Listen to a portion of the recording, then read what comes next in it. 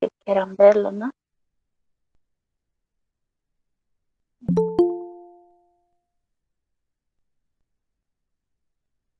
Mm,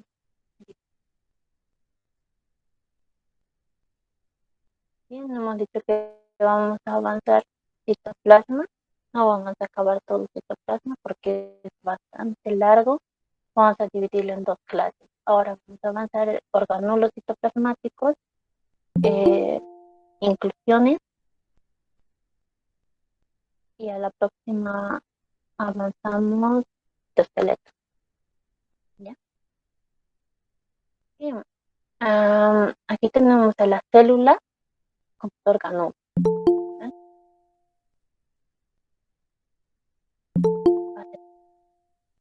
Dentro de una célula, el plasmalema es un organulo también, un organulo membranoso. Un organulo que tiene 7.5 nanómetros de espesor, como dice en el libro. Si lees otros libros te van a dar hasta de 8 a 10 nanómetros, depende, ¿no? Em, Cada capa que comprende la bicapa de fosfolípidos está compuesta tiene un espesor de 2.5 nanómetros. Tanto la capa electrodensa como la electrolúcida, es así como se ve en una microfotografía.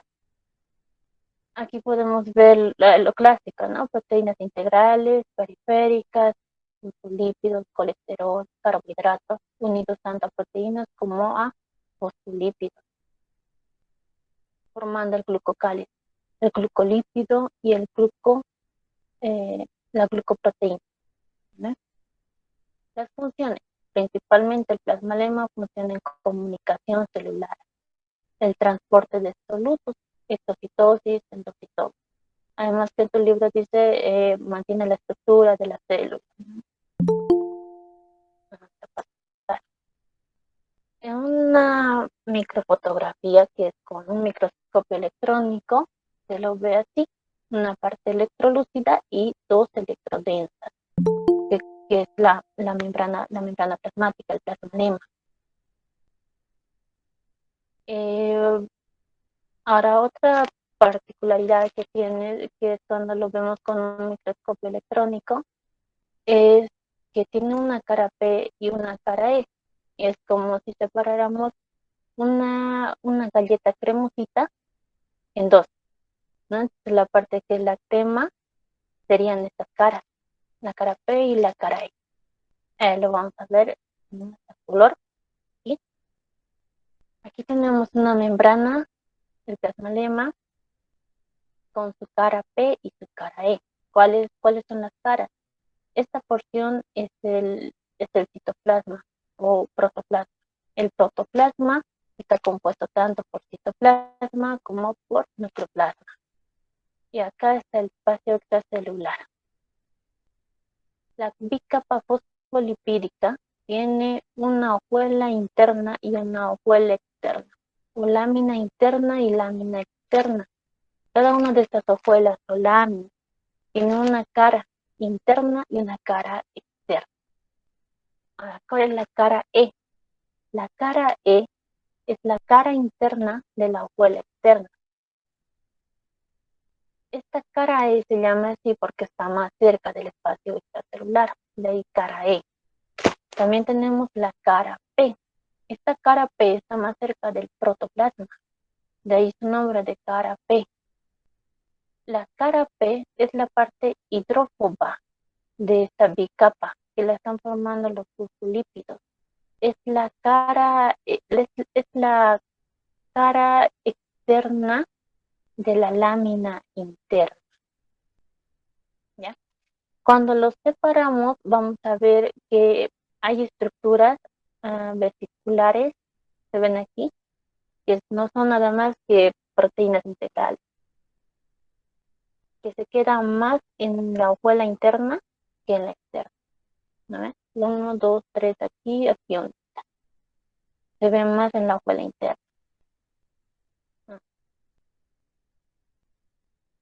Vamos a hablar de otras estructuras que también comprenden en la membrana plasmática, que son las falsas lipídicas. Estas balsas lipídicas tienen la función de señalización celular. La señalización celular es la capacidad que tiene una célula de responder a un estímulo externo. Estas balsas lipídicas están compuestas por glucosilípidos, colesterol, proteínas, tanto periféricas como integrales.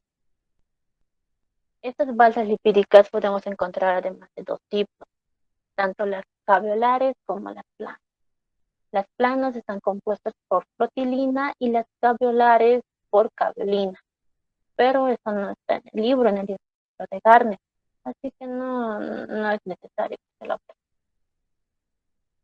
¿Cuál es su importancia? Su importancia clínica también, ¿no? Su importancia clínica es que hay bacterias que pueden utilizar estas balsas lipídicas para evitar la fagocitosis, como Salmonella typhimurium y Shigella. Estas bacterias pueden evitar la fagocitosis usando estas balsas lipídicas, adentrándose a estas, ¿no? Esa es su importancia clínica, pero no está en el libro. Otros componentes de la membrana plasmática también son los fosfolípidos. Los fosfolípidos tienen una cabeza hidrófuga y una cabeza hidrófila y dos colas hidrófugas, que son ácidos grasos. Y lo vamos a ver aquí. Está el fosfolípido con cabeza hidrofílica y colas hidrófugas. Una que está saturada y otra que está insaturada. Además que en la cabeza vamos a ver un grupo fosfato y un glicerol. Aquí podemos ver el glucocáliz que está formado por glucolípidos, proteínas unidas a fosfolípidos y glucoproteínas, ¿no? Carbohidratos unidos a proteínas. La función, la adherencia y proteger a las células de los daños. En el libro te dice, tiene la función de la coagulación. El glucocáliz en las plaquetas tiene esa función de adherir plaqueta con plaqueta, entonces forma hace un coágulo dentro del vaso y ahí su función de coagulación, ¿no? Además de protegerla de daños físicos, daños químicos. Bien. Ahora vamos a ver las proteínas de transporte de membrana. El transporte en la membrana se lleva a cabo de dos formas. Una va a ser la que utiliza proteínas y la otra la que no utiliza proteínas, la que se va a llevar por medio de la bicapa lipídica.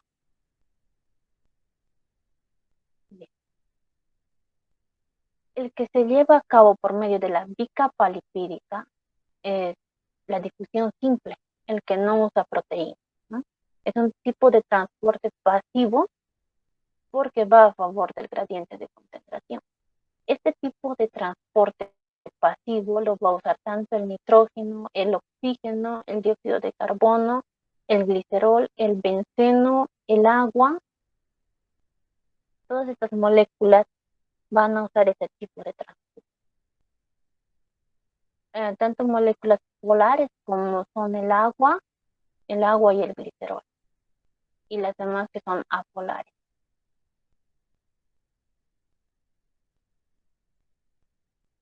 El otro tipo de transporte es el que usa proteínas. El tipo de transporte que usa proteínas se va a dividir en dos tipos.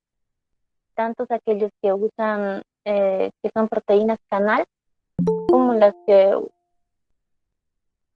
son proteínas de membrana. Las proteínas canal, tenemos más de 100 tipos, ¿no? Como dice en el libro.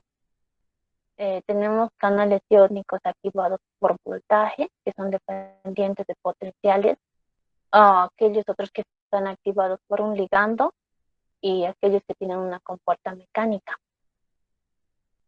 Este tipo de transporte que también es a favor del gradiente de concentración. Un canal iónico activado por voltaje es, por ejemplo, se lo ve por ejemplo en una neurona. Cuando una neurona se despolariza, hace que ingrese iones sodio dentro de la célula. Este canal de sodio es activado por voltaje, es un ejemplo de un canal iónico activado por voltaje, que no se va a abrir nada, que se va a abrir cuando haya un cambio de voltaje o un cambio de potencial en la célula. Otro ejemplo es el canal iónico dependiente de una compuerta mecánica, que lo vamos a ver en el oído. El siguiente es el activado por un ligando.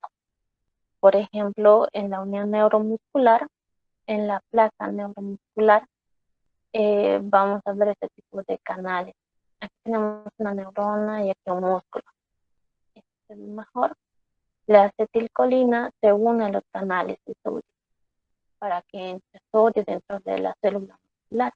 Es un tipo de canal iónico activado por un ligando. ¿Ya? Ahora veamos los canales iónicos de compuerta mecánica. Un canal iónico de compuerta mecánica es aquel que se abre como una puerta física y lo vamos a ver en el oído interno, dentro del oído interno. Dentro del oído interno vamos a ver que está formado por una membrana basilar y estas células ciliadas. Cuando la membrana basilar se mueve, estos cilios, estos sinocilios de las células ciliadas externas se flexionan. Esa flexión hace que entre iones calcio dentro de esta célula y hace que se despolarice la célula. Esa despolarización es transmitida por el nervio coclear y llega hasta el cerebro y en el cerebro se traduce como sonido.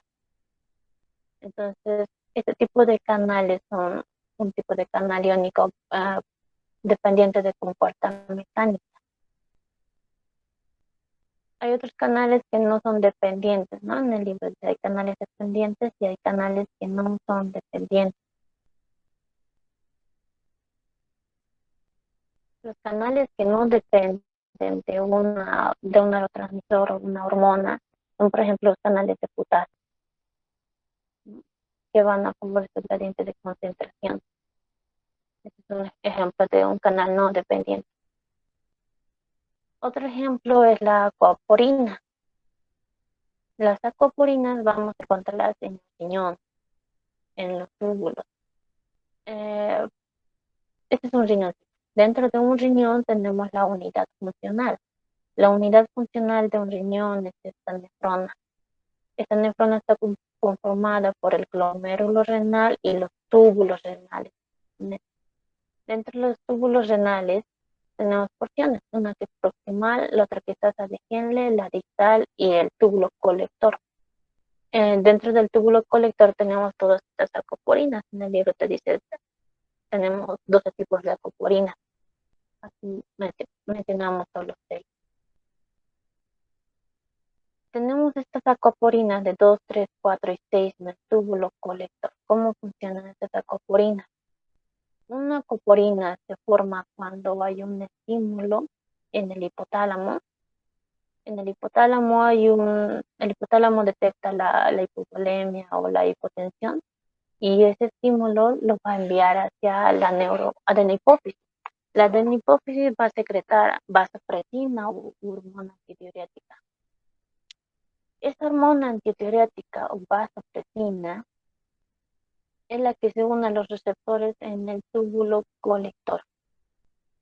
Tiene esos receptores, se une y eso hace que se forme proteínas que son estas aquaporinas. Estas aquaporinas van a reabsorber agua en el túbulo colector. Bien, este es otro tipo de proteína. Ahora, el otro tipo, vamos a decir que hay dos tipos, ¿no? Proteínas canal y las otras que son proteínas de membrana. Las proteínas de membrana van a ser las que participan, por ejemplo, en la bomba sodio-potasio. La bomba sodio-potasio es la que se realiza en contra de un gradiente de concentración. En este caso es en contra del gradiente de concentración del potasio y del sodio. El gradiente de concentración del sodio es 142 en el líquido extracelular y 10 en el líquido intracelular. Entonces este va en contra. Cuando decimos va a favor, es desde una región de mayor concentración hasta una región de menor concentración. Cuando decimos que va en contra, es desde una región de menor concentración hasta otra región de mayor concentración, y es lo que hace la bomba sodio-potasio, transportar estas sustancias en contra de su gradiente de concentración, tanto del sodio como del potasio, ¿no? Transporta 3 sodios hacia el exterior y mete 2 potasios dentro de la célula. Ahora, en el libro también te menciona, en el libro de Garner, también te menciona estos tipos de transporte que son cotransporte unidireccional y cotransporte bidireccional, que no son nada más que el importe y el contratransporte. El cotransporte unidireccional es el importe, es el que va a transportar, aparte del sodio, una sustancia más, es el tipo de transporte activo secundario, ¿no ves? El que usa sodio más una sustancia. Esto lo vamos a ver, por ejemplo, en el riñón, en la parte proximal del túbulo. En esta porción se absorbe glucosa, se reabsorbe glucosa en un 100%. Ahí vemos cómo se usa GLUT, SGLT2 y GLUT2 en la membrana apical y en la membrana basal, en la membrana basal. Este es un ejemplo de cotransporte unidireccional o sin porte.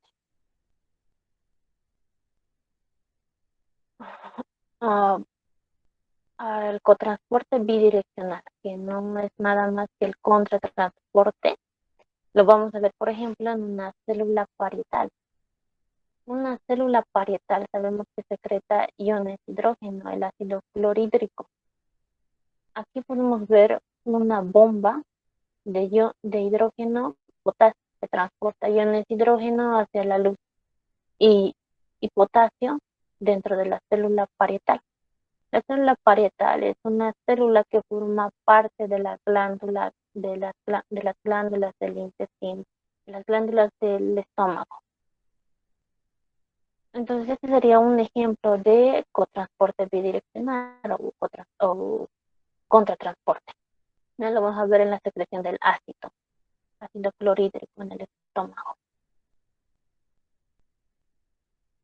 Ahora, otro tipo de transporte también es la endocitosis y la exocitosis.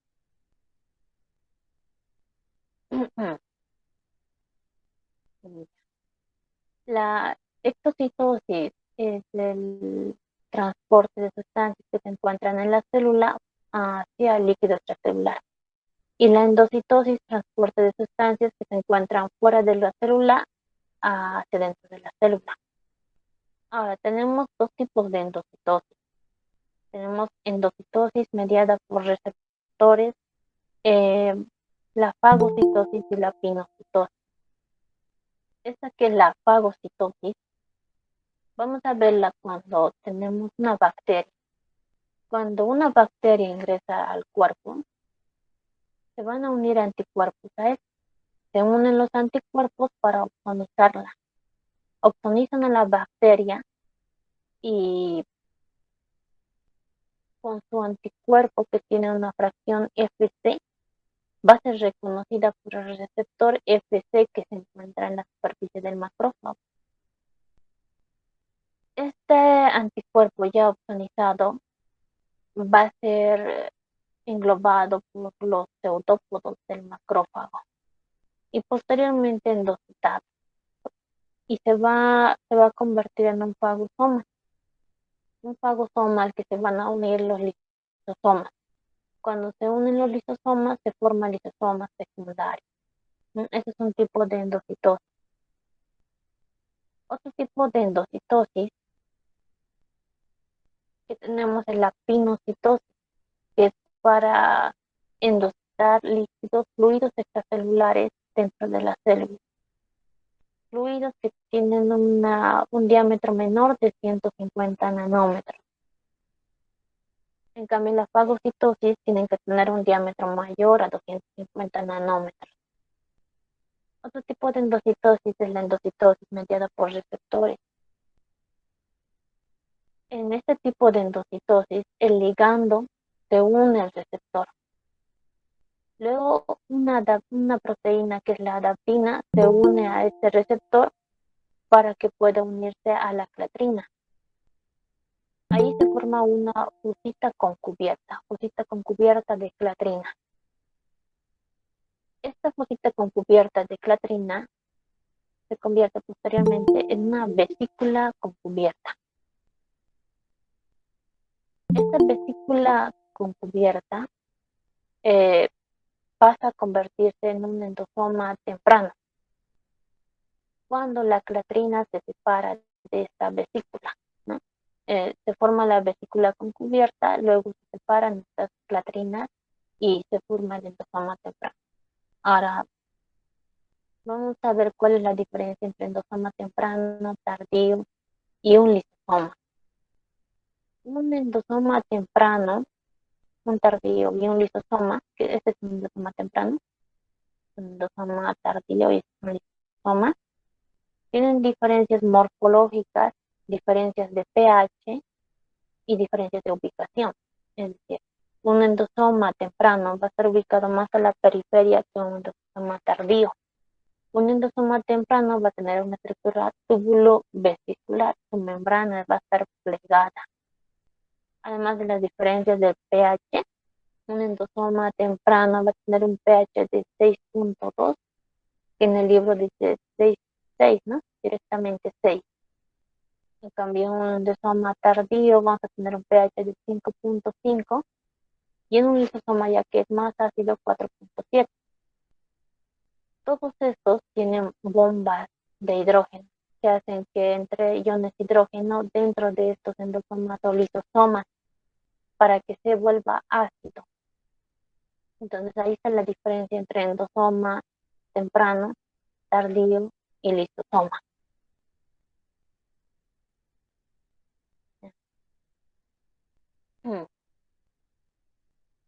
Veamos la síntesis de proteínas. La síntesis de proteínas se puede realizar bien unido a las membranas del retículo endoplasmático rugoso o en ribosomas libres. Las que están unidas a las membranas del retículo endoplasmático rugoso van a sintetizar proteínas que se van a secretar fuera de la célula o van a ir a formar parte de la membrana como proteína integral, o van a ir a ciertos organelos como al aparato de Golgi, al mismo retículo endoplasmático rugoso, al lisosoma o al endosoma. En cambio, los ribosomas que están libres en el citosol van a formar proteínas, se van a encontrar en el mismo citosol, o proteínas periféricas como espectrina y anquirina. Las proteínas también que se transportan al núcleo y otras que se transportan al peroxisoma y a las mitocondrias. Esas se sintetizan dentro de los ribosomas libres. Ahora veamos la síntesis. Una síntesis de proteínas inicia con la transcripción. La transcripción, que es cuando una cadena de ADN, gracias a una ADN polimerasa, se separa, se van uniendo a estas los nucleótidos y se forma el pre-ARN mensajero. Posteriormente, este pre-ARN mensajero se escinde los intrones y quedan solo los exones, sale por el poro nuclear, ¿no? Este ARN mensajero. Vamos a ver ahora la síntesis de proteínas en el citosol. Vean. La síntesis de proteínas en el citosol inicia cuando la unidad pequeña se une al RNA mensajero. Luego, al sitio P se va a unir la metionina, el ARN de transferencia que tiene metionina. Posteriormente se une la subunidad mayor, es complejo. Y luego se va a ir a unir otro aminoácido, que en este caso es triptófano, aquí, que se va a unir a su codón. Ven que aquí hay un codón de iniciación, que es adenina, uracilo, guanina. Al igual que hay un codón de iniciación, hay codones de terminación, que son 3 codones, que son uracilo, adenina, adenina, uracilo, guanina, adenina y uracilo, adenina, guanina. Son los 3 codones de terminación. Luego de que se une el primer aminoácido, ahí termina la fase de iniciación y comienza la fase de alargamiento con la unión del otro aminoácido. Ahora veamos, este ribosoma se va a desplazar en dirección 3', de 5' a 3', que es así como se lee un ARN mensajero, de 5' a 3', se desplaza en ese sentido y ahí vemos cómo queda libre el sitio A para que se una a otro aminoácido. Una vez que este aminoácido se une, se va a formar un enlace peptídico. Se forma un enlace peptídico entre estos y el aminoácido que estaba ahora en el sitio P se expulsa, queda expulsado. Y este va a pasar nuevamente a moverse un codón de distancia. Se mueve ese codón de distancia y se va a unir nuevamente otro aminoácido y así, hasta que termine, hasta que encuentre este codón de finalización que es uracilo, adenina, guanina o estos otros dos. ¿No? Es como se produce la síntesis de proteínas.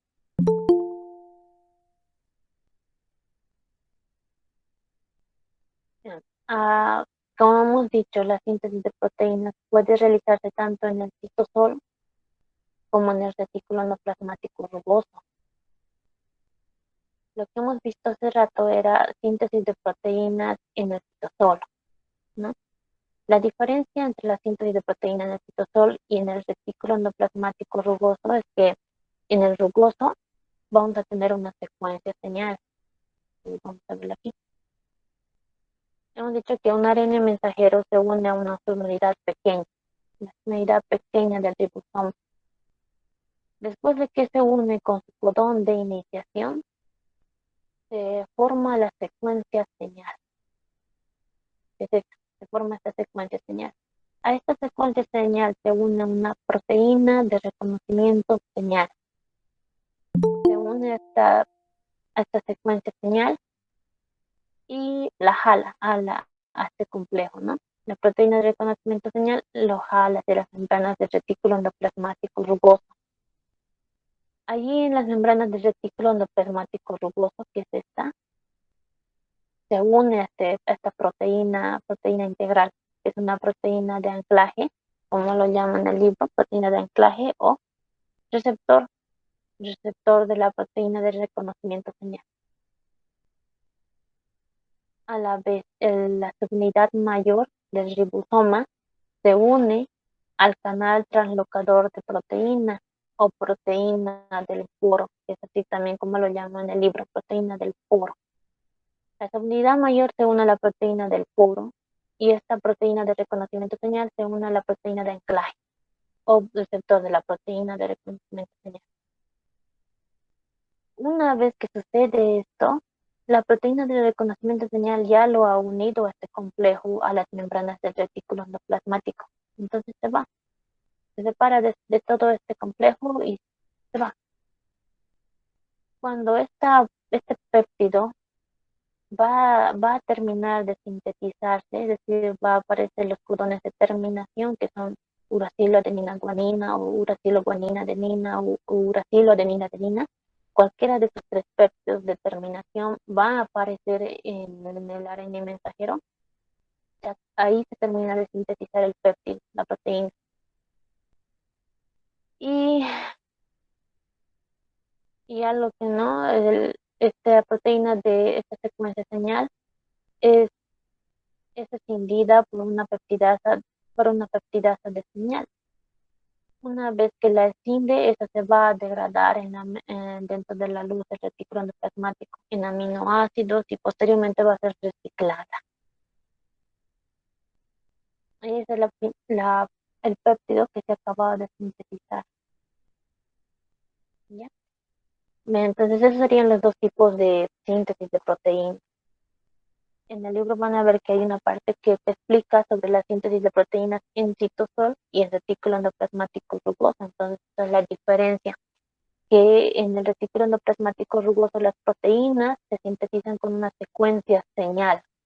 En cambio, las que se encuentran en el citosol, las que se sintetizan en el citosol con ribosomas que se encuentran en el citosol, ribosomas libres, no tienen esta secuencia señal. Y van a ser proteínas que se van a quedar ahí en el citosol. O van a ir hacia los peroxisomas o van a formar parte de las mitocondrias. Bien, veamos algunas características del ribosoma, aunque tiene una unidad mayor y una subunidad menor, con sus características que son de sedimentación 60S para el grande, con 49 proteínas, 3 ARN ribosómicos y sedimentación de 5, 5.8 y 28S. Y para la subunidad pequeña igual, 40S de sedimentación, 33 proteínas y 18S para tu ARN ribosómico. Esas son algunas características del ribosoma. Ahora tenemos generalmente polirribosomas o polisomas, que son varios ribosomas unidos a un ARN mensajero. Generalmente están así, ¿no? Unidos a un ARN mensajero. Los ribosomas casi no están solos. Todos estos forman un polirribosoma, que se pueden encontrar tanto en las membranas del retículo endoplasmático rugoso como en el citosol. Pueden encontrarse en ambas, no es que los polirribosomas se encuentren solo en el retículo endoplasmático rugoso, pueden encontrarse también en el citosol. Ahora, el retículo endoplasmático, algunas funciones que tiene. Tenemos una porción que es rugosa y otra porción que es lisa, ¿no? La porción que es lisa tiene esta función de sintetizar colesterol, esteroides, triglicéridos y una función que es bien particular es la desintoxicación a través de la proteína P450, que es una enzima eh, que se encuentra en los hepatocitos del hígado. A través de la proteína realiza la desintoxicación del hígado, como cuando se consume alcohol, ¿no? O etanol, esta proteína va a ayudar a la desintoxicación. O también es importante en el reservorio de calcio, como en el músculo, principalmente en el músculo. Donde vamos a encontrarla en abundancia va a ser en el hígado y en las células del Leydig, que son las células que sintetizan esteroides, y el hígado que sintetiza. Ahora, el rugoso tiene otras funciones importantes que son glucosilación, sulfatación, plegamiento de la proteína hasta convertirla en una proteína cuaternaria, porque cuando se sintetiza es una proteína primaria, pero esta se va a ir plegando hasta convertirse en una proteína cuaternaria. Otra función que tiene es degradación también de proteínas.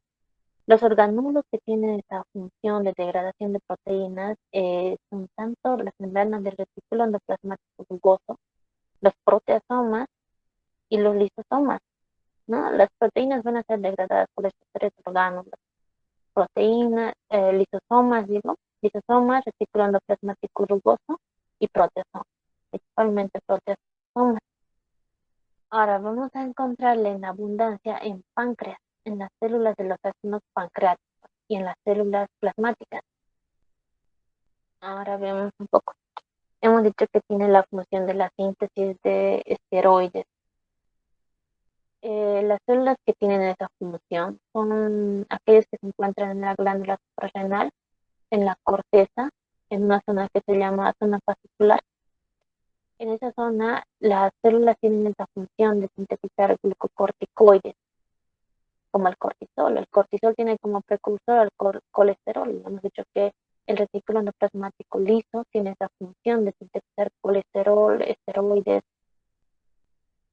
Entonces, ahí lo vamos a encontrar en abundancia, en la zona fascicular, en células de la zona fascicular. Y otro lugar también donde lo vamos a encontrar es en el músculo, ¿no?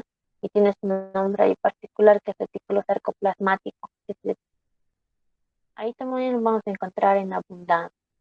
Ahora, el retículo endoplasmático rugoso, un nombre que tiene, que es un nombre que se le da solo en las neuronas, es la sustancia de NIT.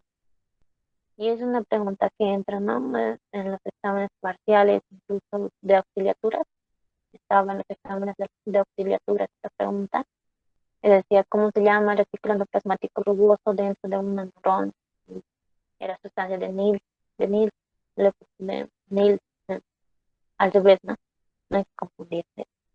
Es sustancia de Nils.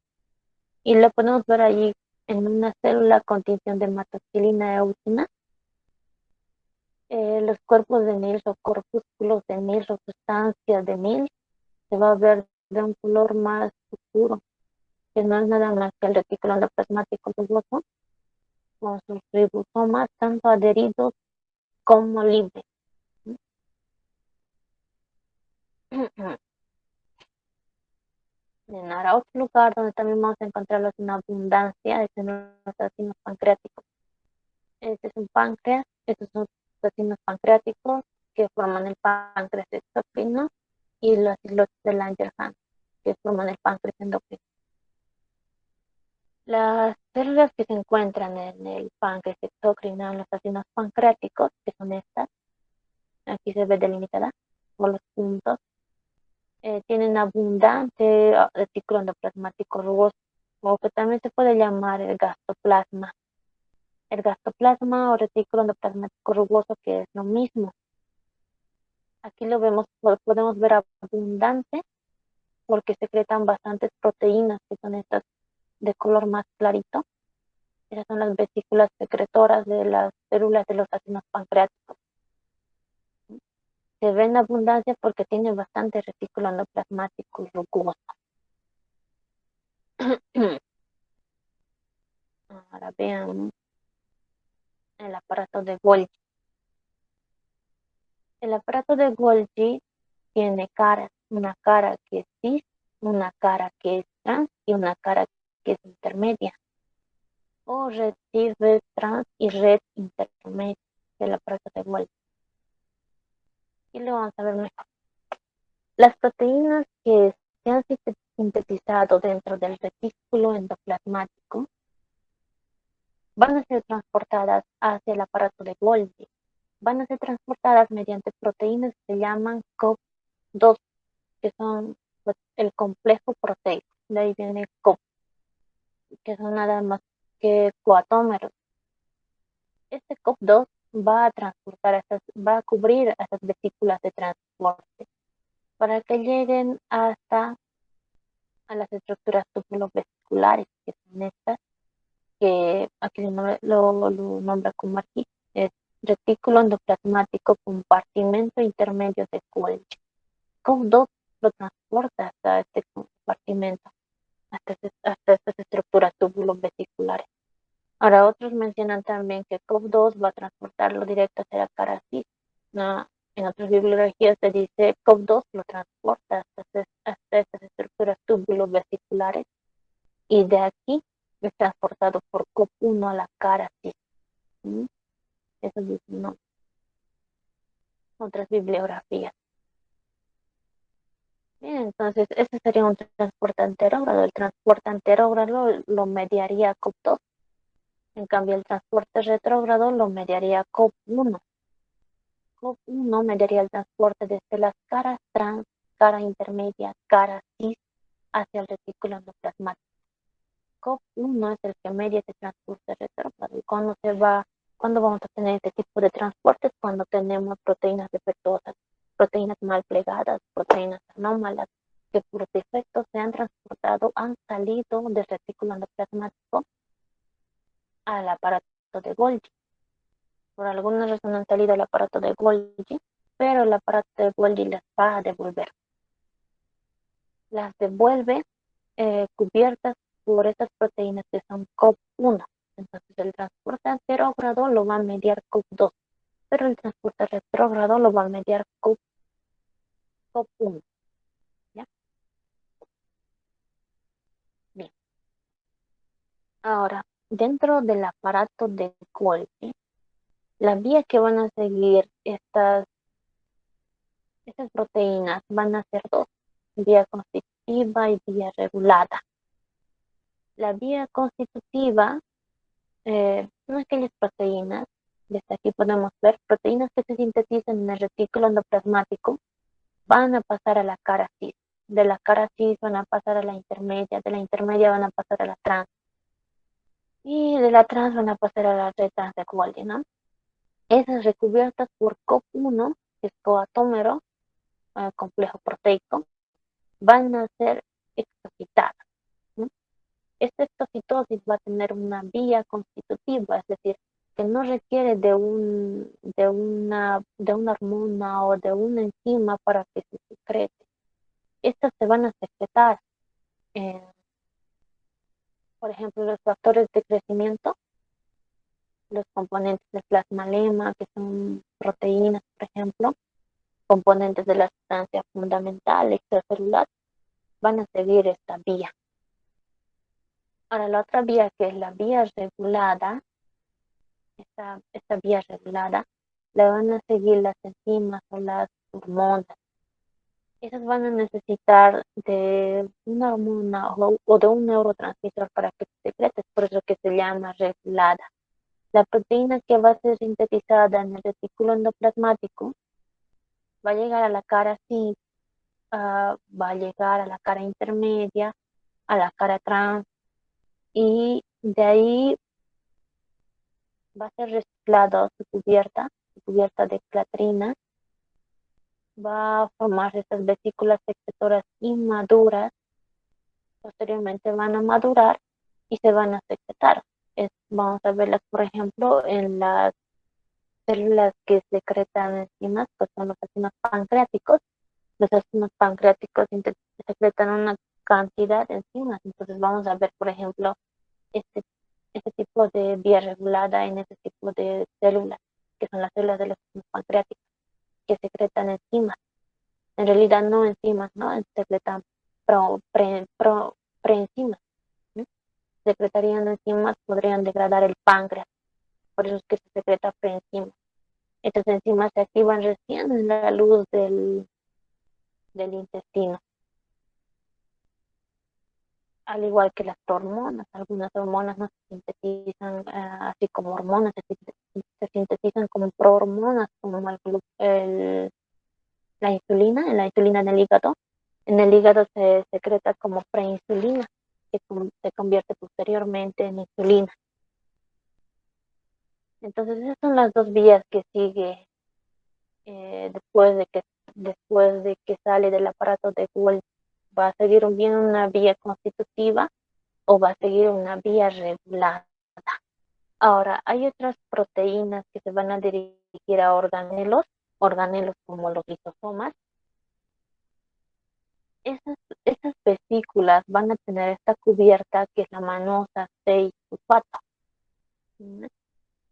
Y ya lo han debido ver eso en el instituto, ¿no? En el libro de la facultad estaba, se dice, estas vesículas están recubiertas por manosa 6-fosfato, que son las que se van a unir a los lisosomas. Ahora, estas manosa 6-fosfato, que son las que están recubriendo a las vesículas que se van a dirigir hacia los lisosomas, que contienen nitrolasas, se pueden unir tanto a un endosoma temprano como a un endosoma tardío o a un lisosoma. Si se unen a un endosoma temprano, eh, el endosoma temprano, según dicen, ¿no? Su contenido pasa a un endosoma tardío. El endosoma tardío, su contenido pasa a un lisosoma. Otros dicen que el endosoma temprano es el que madura en un endosoma tardío. Y el endosoma tardío madura en un lisosoma, ¿no? Depende de qué libro leas, te lo va a explicar de diferentes formas. Bien, a ver, continuamos. La formación de estos lisosomas. Los lisosomas hemos dicho que se forman en el aparato de Golgi. Adquieren la manosa 6-fosfato en la cara cis. Y ya de la cara trans, cuando salen de la cara trans, se pueden dirigir a un endosoma temprano, a un endosoma tardío o a un endosoma temprano o a un lisosoma. ¿Eh? Se llama. Un lisosoma tiene una cantidad de enzimas, desde lipasas, glucosidasas, proteasas, van a degradar todo, van a degradar proteínas gracias a sus proteasas, van a degradar lípidos gracias a sus lipasas, o glucosa gracias a sus glucosidasas. Tienen más de 40 enzimas adicionales, pueden llegar a tener 50 enzimas. Además que tienen estas bombas de protones, que es lo que hace que este lisosoma tenga este pH ácido. Para eso sirven las bombas de protones.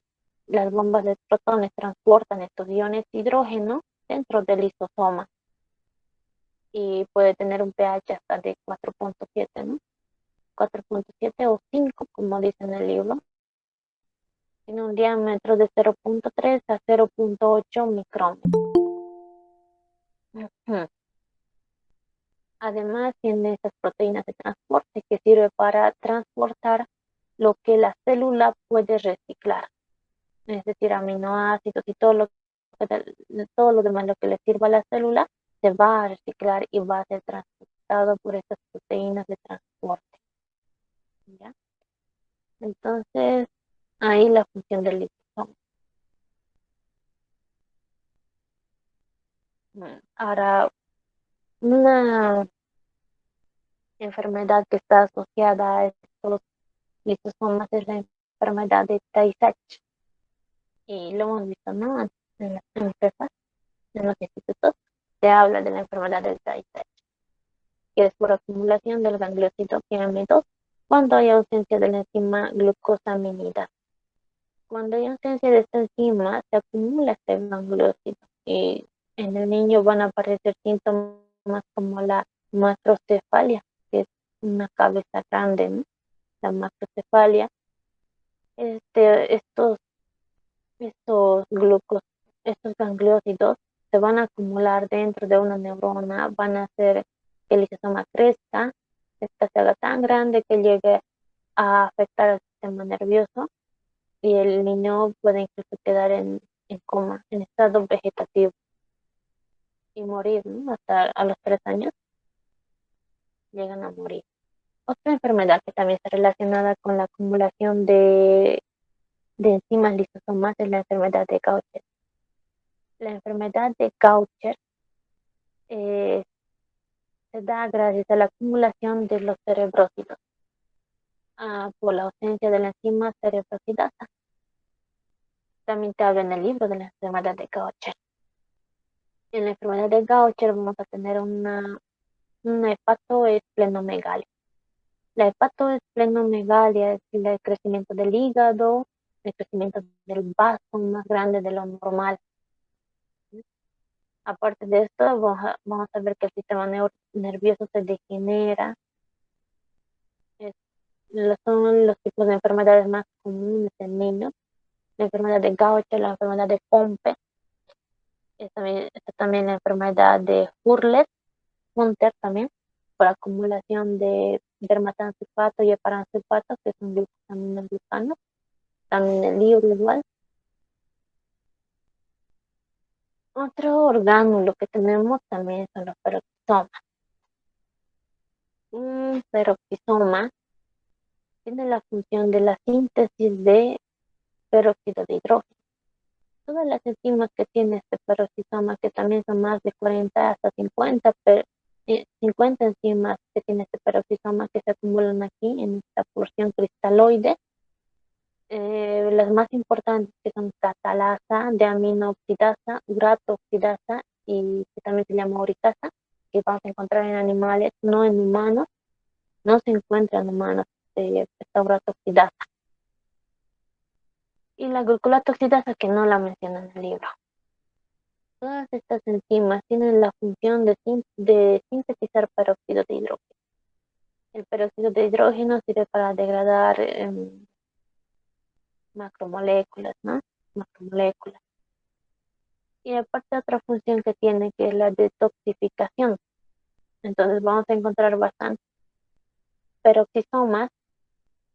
em, Están ahí, chicos. ¿Saben qué órgano es el que se encarga de la desintoxicación?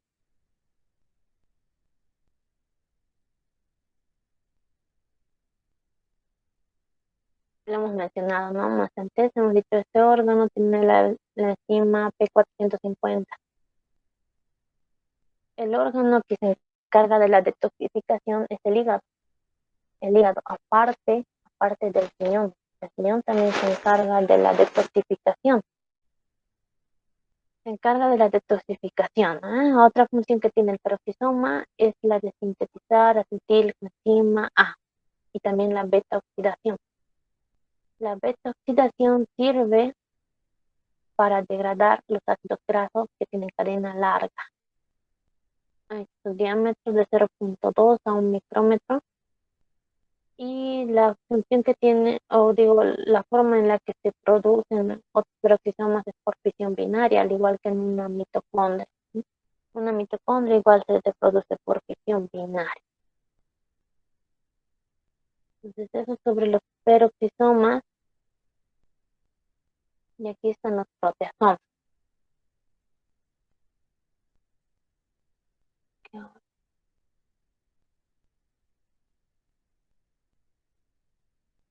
Un proteasoma tiene una forma de barril.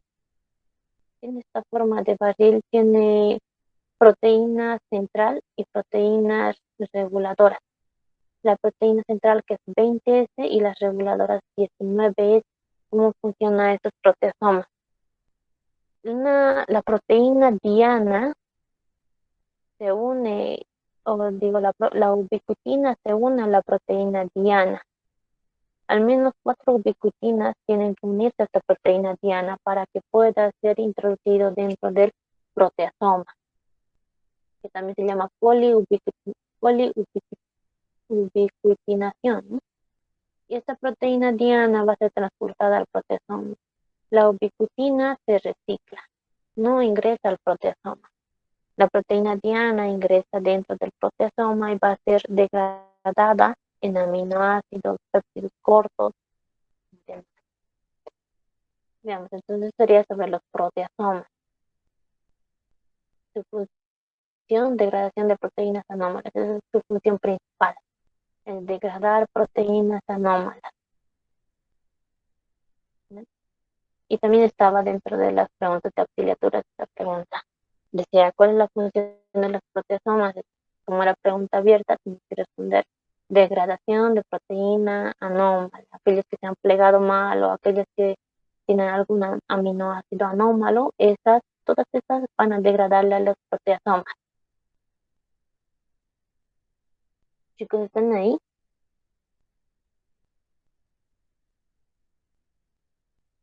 Mm. Hemos Sí, mencionado del Hemos mencionado otro orgánulo que también tiene esa función de degradar proteínas. ¿Cuál es esa? ¿Cuál es ese orgánulo? Del ANI.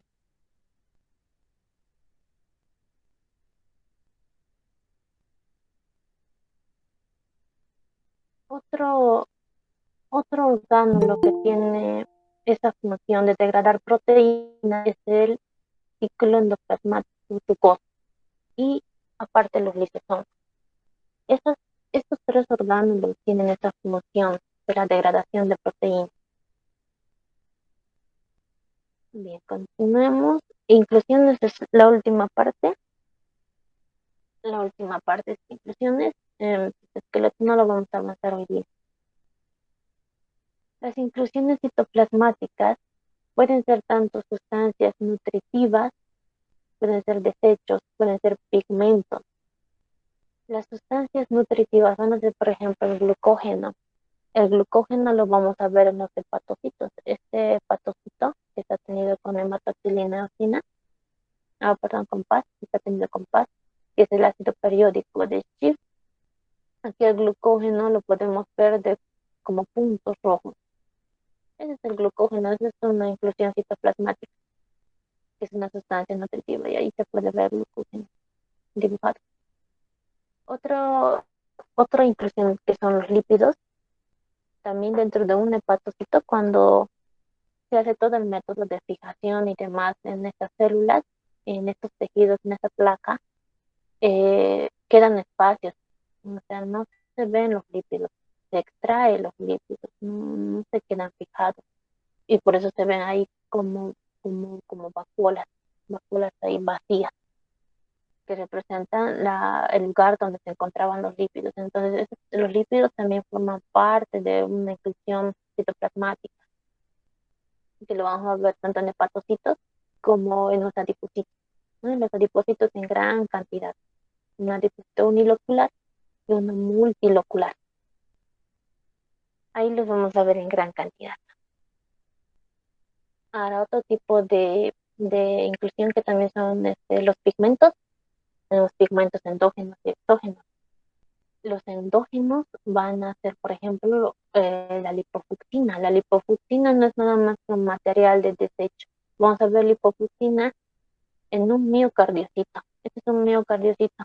Ahí vemos la lipofuctina de color rojo a color pardo, que no es nada más restos que no se han podido digerir, que se acumulan con el tiempo. Este es un tipo de pigmento endógeno, un resto no digerido. Y aquí tenemos un tipo de pigmento exógeno que lo vemos en los macrófagos de las células del pulmón. Cuando los macrófagos de las células del pulmón, por ejemplo, los mineros que trabajan en la mina, ¿no es? Inhalan carbón, polvo de carbón.